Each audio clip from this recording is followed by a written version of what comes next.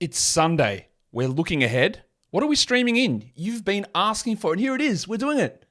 As usual, every category that we can stream in on Sunday, Yahoo points, ESPN points, all the standard categories. What do you need to win the week? Michael Bolton, we need you.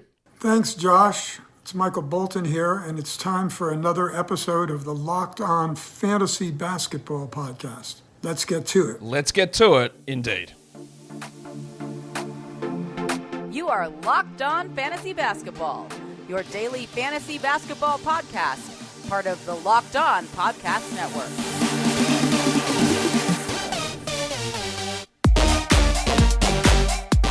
Hello and welcome to the Locked On Fantasy Basketball Podcast, brought to you by Basketball Monster. My name is Josh Lloyd, and all I want for Christmas is you. I'm also the lead fantasy analyst at basketballmonster.com, and you can find me on Twitter as always at redrock_bball, on TikTok at redrock_bball, and on Instagram at Locked On Fantasy Basketball. Today's episode is brought to you by GameTime. Download the GameTime app, create an account, and use the code LOCKEDONNBA for $20 off your first purchase.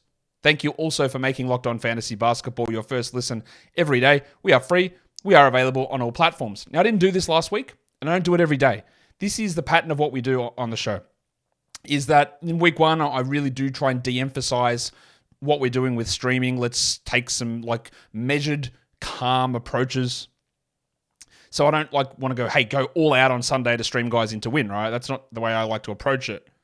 What I do is every Sunday streaming show, from week 2 onwards, that's today, we look at specific guys to win specific things.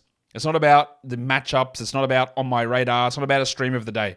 We're looking specifically at Yahoo points, ESPN points with their wacky roster percentage numbers, and then the best options for points, threes, rebounds, assists, steals, blocks, field goal percentage, free throw percentage, 3-point percentage, assist to turnover ratio, free throws made.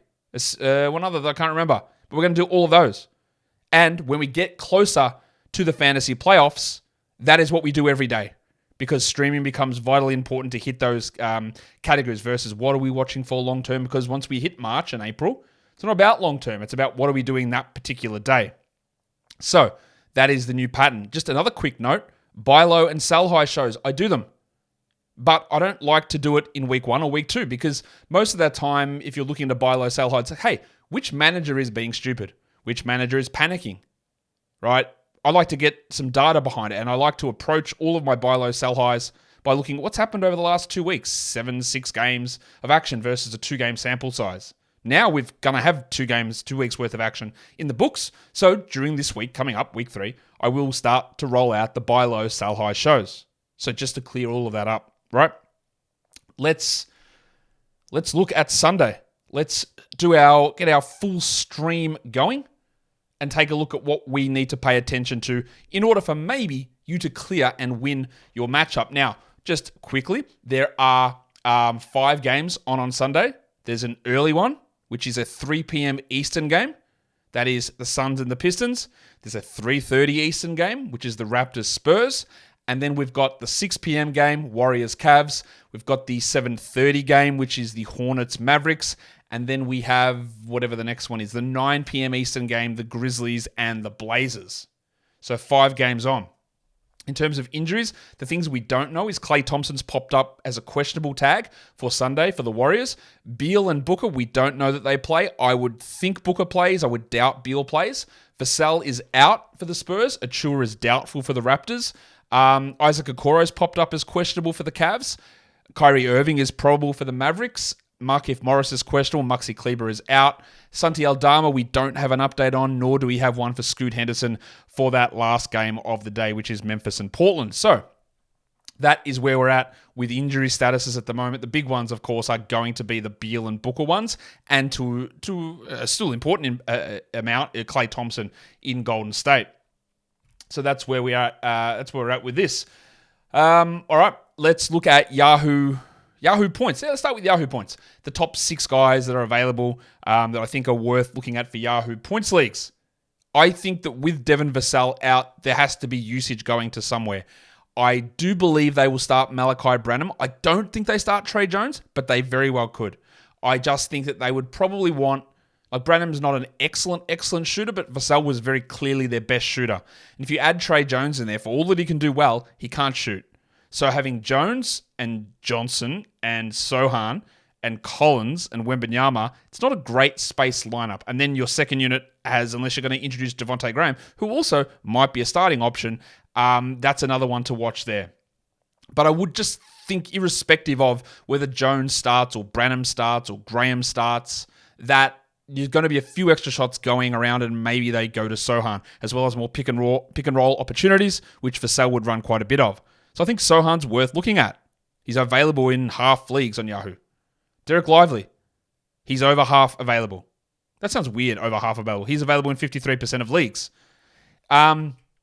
It's been a roller coaster at times for Lively in terms of minutes. We've seen that many times. But against the Hornets, I'm not particularly concerned with his playing time in that one against Mark Williams, Nick Richards, PJ Washington, whoever they threw out there. So I think he's a good one. We'll go to Grant Williams as well, who's actually playing really well. And even in a category league, I know we're talking points now, but Grant's probably an ad, and he's a great stream for Sunday's games. Killian Hayes, I've listed him there. He's 8% available. He was very good last game. He was putrid in the other ones. But the reason here is that Hayes played like 38 minutes last game, and Alec Burks still remains out, along with Monte Morris, Bojan Bogdanovic. They're all still out. So Hayes is going to get some minutes. He might be 30, he might be 28, I don't know. But there is opportunity for him to play quite a bit. We've got Ziaire Williams in there. He's 13% rostered. He's going to start for Memphis, I would think, irrespective of the status of Santi Aldama, who may or may not play for the first time this season. I don't know. But Ziaire has been relatively solid. And the other guy to look at there is David Roddy Piper, who's 2% rostered. Now, you know I don't love Roddy as an option. He did start last game over Tillman. I thought Tillman still was okay, and I am holding Tillman for at least one more game.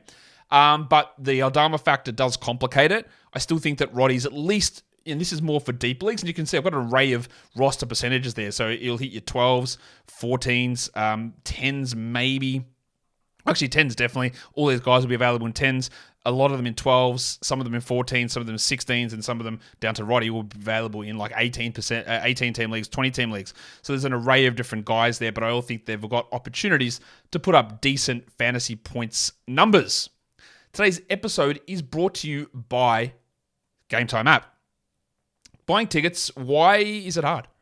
We're going to do something that's fun, whether that's sports, it might be comedy, it might be a concert, theater, musical, whatever it is. But why the subterfuge? Why the hassle? Why isn't there an app that just tells me what I need, when I need it, for the price that I'm going to pay? Well, there is. It's Game Time.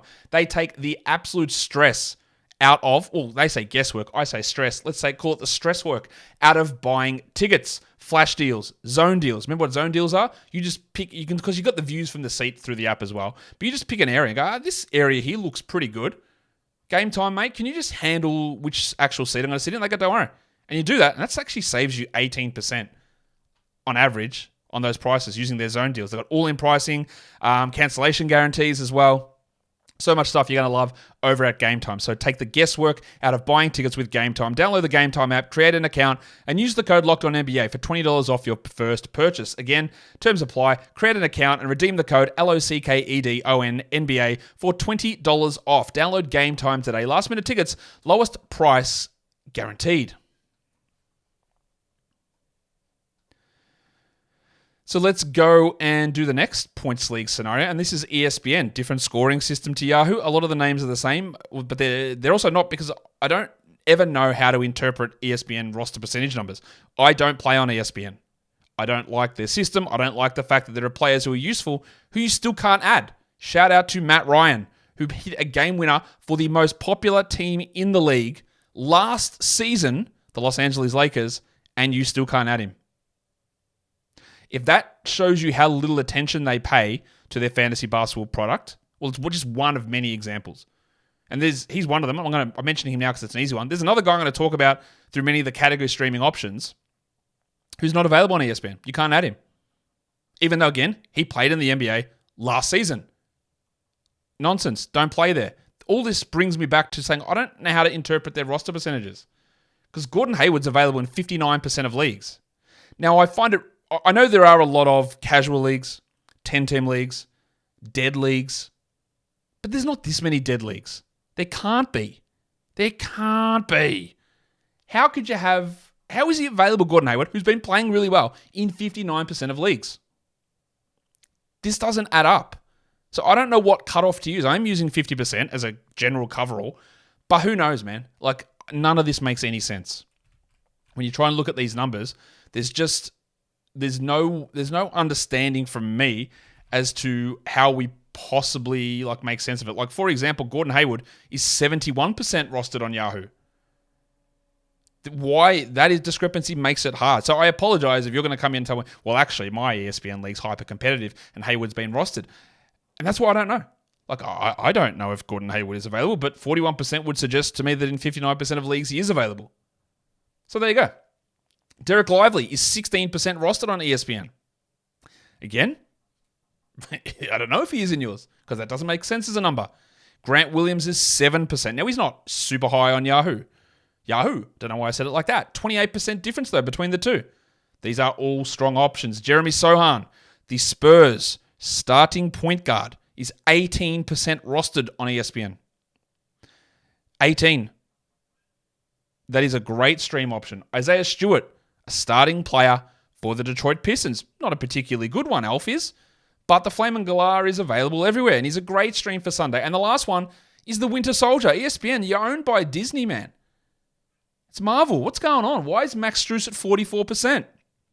Strus there was a stretch he was a top 30 player this season. Yet, maybe that's it. Maybe 56% of leagues are dead. I don't believe that Strus is going to remain must roster all season. I've said that many times. But that number's way too low. So they're the top 6 guys that I did my best to try and think, well, I guess they're going to be options for people, but I actually don't know. So there you go. 6 names: Gordon Hayward, Dereck Lively, Grant Williams, Jeremy Sohan, Isaiah Stewart, and the Winter Soldier, Max Strus, who should possibly be available in your ESPN league that you can stream in to maybe get that victory for week 2.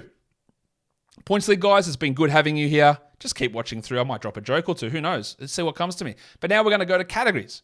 And we're going to look at individual categories and who we can add. And you'll see names that repeat. So look at your matchup. After Saturday's game, watch this, but come back and rewatch it. Watch it 4 times if you want, to see how your matchup looks, which categories you've got a chance at winning, and which guys might be able to attack multiple ones.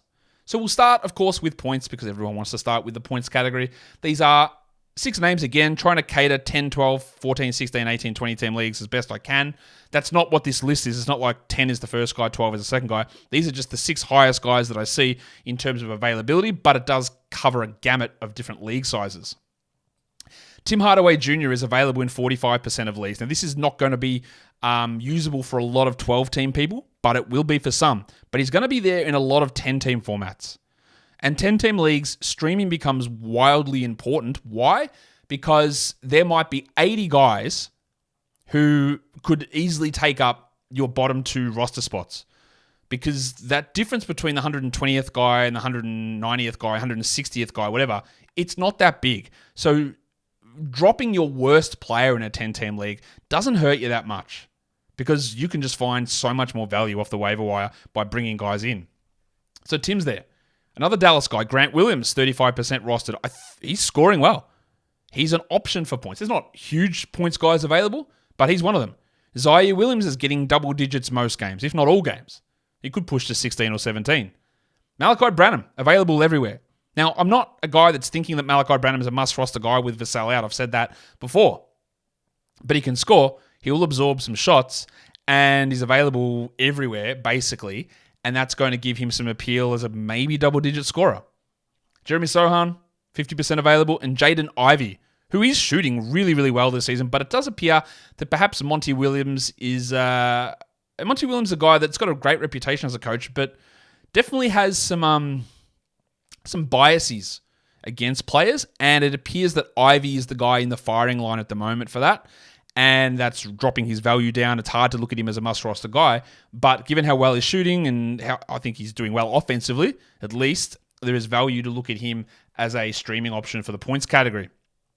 For the 3-pointers categories, a lot of the names do repeat here. We're looking at Tim Hardaway, Grant Williams. I'm going to throw Eric Gordon in there. He's 28% rostered. His value does drop when Beal and Booker both play. We'll see what they also do with their starting lineup, considering they chucked Bates Diop in over Okogie, who was the guy that I thought they should have started, honestly, to begin with. But we'll see whether that sticks. He's an interesting deeper league guy, Bates Diop in general. George Niang is 1% rostered, so he's available everywhere. He'll play like minimum 20 minutes, I would guess.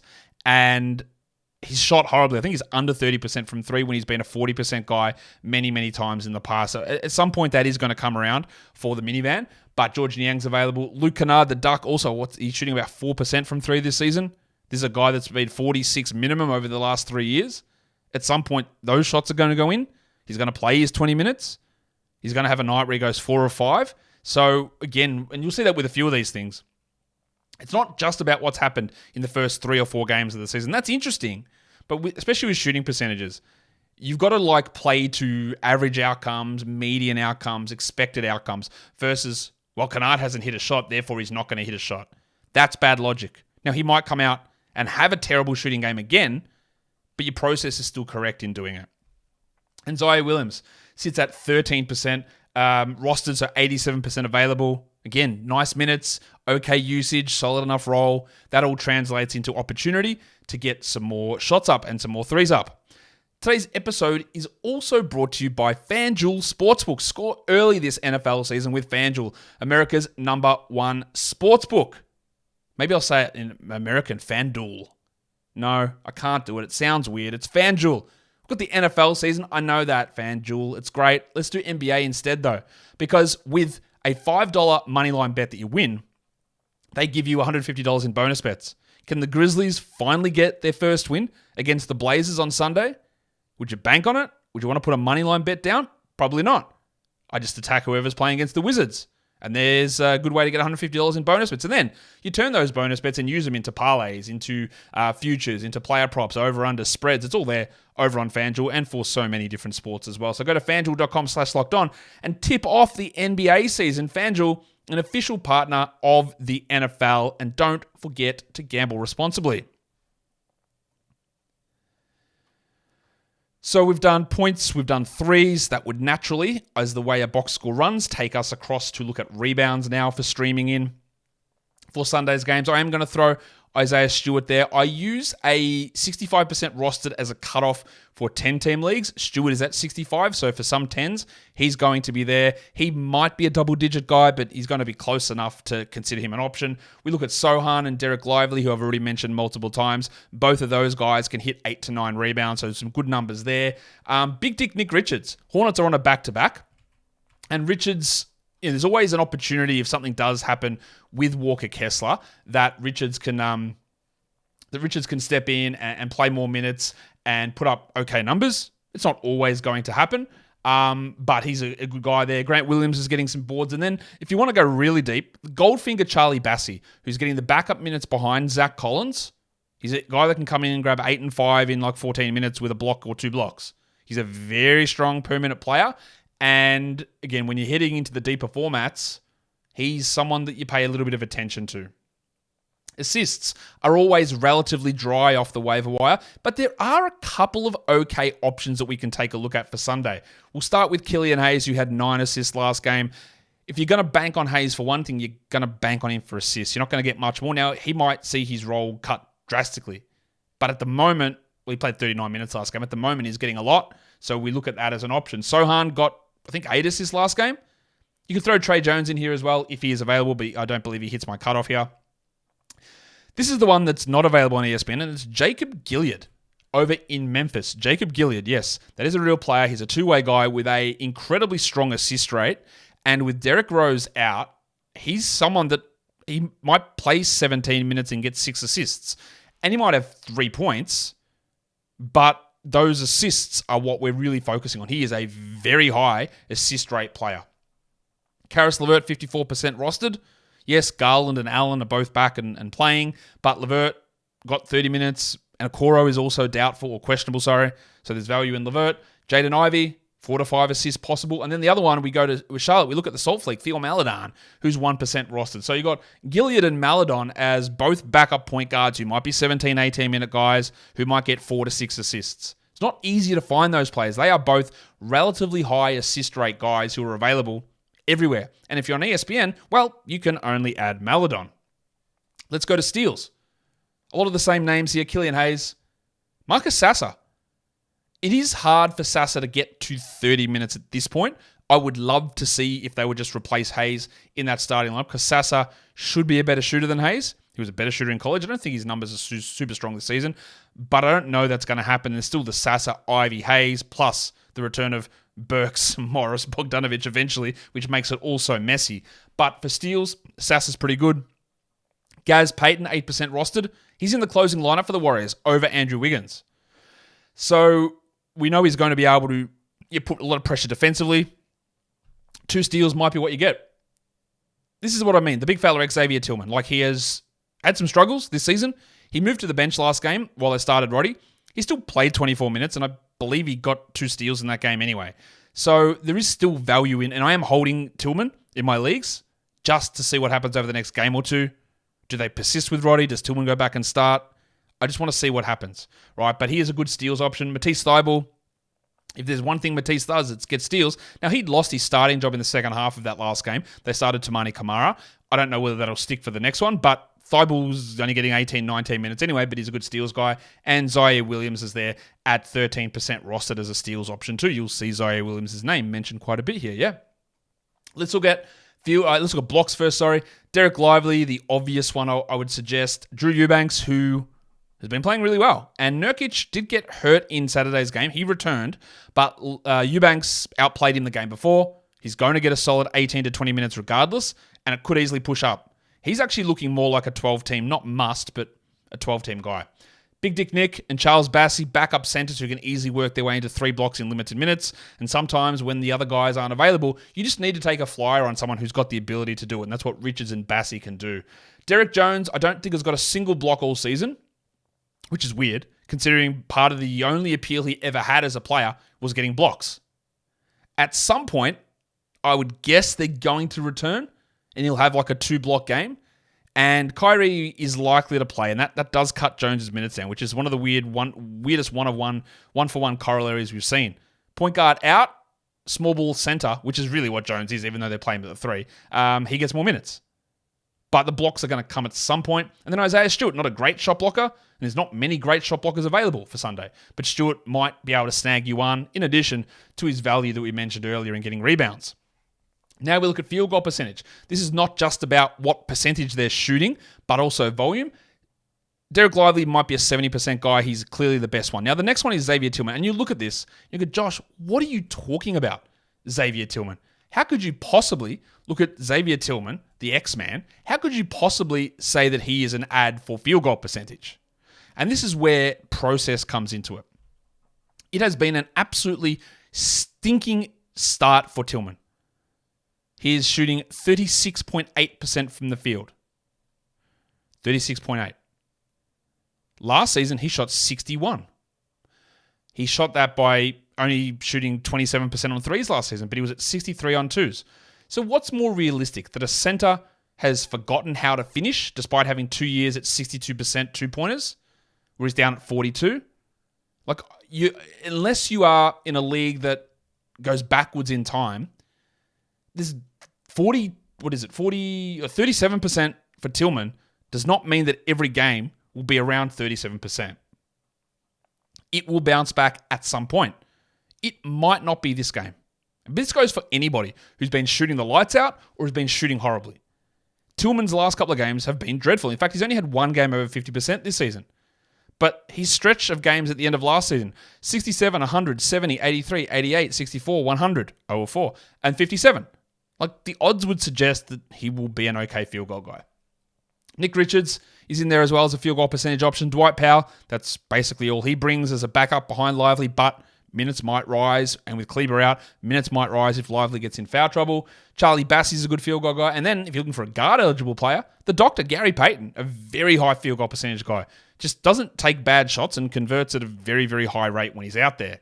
Free throw percentage stream options. We're looking at the Salt Flake Theo Maladon, 1% rostered. Very good free throw shooter. The winter soldier, Max Strus, has been great this season. He's been up and down with his free throws, but he's available, actually. He's only 62% rostered, so meaning a lot of sort of 10s have dropped him. I would have held, but again, I don't know that it sticks. Luke Kennard and Malachi Branham, both good free throw players. 2% rostered both of those guys. Dario Saric played really well last game. Ahead of Looney. Looney got some foul trouble. Saric was really good and he's shooting his free throws amazingly. And then George Niang's also a pretty good free throw shooter. So there are some options there of free throw percentage influencers. The last thing we look at, and I didn't do this last season, but I'm going to do it now, is a couple of extra bonus categories. Because someone told me this, that people... Correct me if I'm wrong, and I don't even know if you guys are listening or watching in China, because I know there's a lot of restrictions on things you can and can't watch or listen to. But apparently the default setting for fantasy basketball in China is 11 categories with assist to turnover ratio and offensive rebounds added. Why? I have no idea. Is that false? Is that just one person in China that told me that?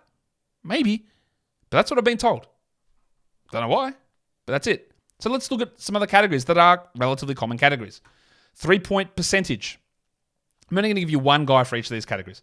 Grant Williams is a good 3-point percentage stream option. Assist to turnover ratio. Sorry if you're on ESPN. It's Jacob Gilead. He's 0% rostered. He's an excellent assist to turnover ratio player. Offensive rebounds. Dereck Lively is someone we look at. And then free throws made, a horrendous category. Jaden Ivey is a pretty good option to take a look at there. Normally on this show, I'd go through and look at chunks, but between Sunday, Monday, Tuesday, Wednesday, Thursday, the next 5 days, we have just 2 quality game days, Sunday and Thursday, and no team plays on both of them. So there is literally no chunk advantage here because there's 12 games on Monday, 0 on Tuesday, and 14 on Wednesday. So you can't even add someone for Sunday and prioritize the guy that also plays Thursday because those guys don't exist. Follow this podcast on Apple Podcasts, Google Podcasts, Spotify, and on the Odyssey app and on YouTube. Thumb it up and leave your comments down below. Guys, we are done here. Thank you so much for listening, everyone. See ya.